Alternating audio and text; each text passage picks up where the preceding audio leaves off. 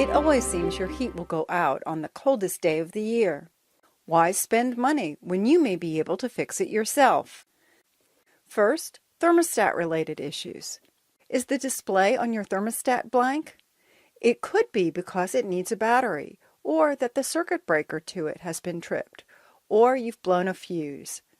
Reset the tripped circuit breaker, replace the fuse, or replace the battery. Make sure all the wires going to the thermostat are connected and not loose. Check that the thermostat is in heat mode. This switch can easily be accidentally bumped while dusting. For programmable thermostats, check that it is set to the correct day and time, including AM or PM designation. One customer bought a programmable thermostat to save money. When the customer started freezing at night, they mistakenly thought something was wrong with their heat, when the real culprit was they had the AM/PM designation backwards on their thermostat. If you had a recent power outage, it could be that all of the settings on your programmable thermostat have been wiped out. Often there is a battery backup in these units, so you may need to change the battery and then re-enter your settings. Now let's look at furnace-related issues. If the heat is out and you do not hear the fan coming on, and there is no air coming out of the supply registers, there may be no power to the furnace. This is often due to someone flipping the switch accidentally while cleaning out the attic or basement, areas where the furnace may reside. The switch often looks similar to a light switch and is easy to mistakenly turn off. Just flip the switch back, and you should hear the furnace start up within 3 to 5 minutes.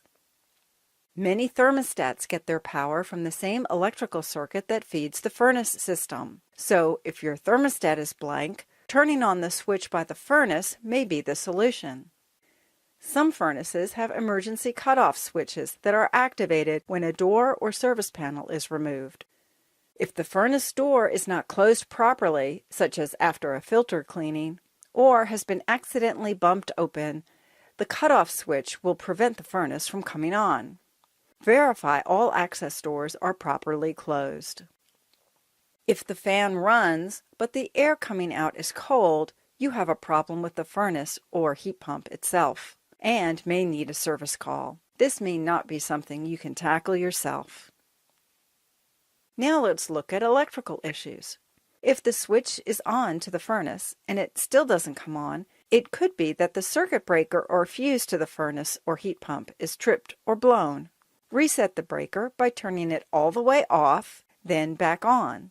If the fuse for the furnace is blown, be sure to replace it with the same size and type of fuse. If a breaker keeps tripping or a fuse keeps blowing, contact a qualified electrician to inspect your system to determine why you are having such problems. Last but not least, filter issues. A dirty air filter restricts airflow and the system will work harder and build up pressure. Some newer, more efficient furnaces are sensitive to this pressure buildup and turn off before the dirty filter can cause further damage.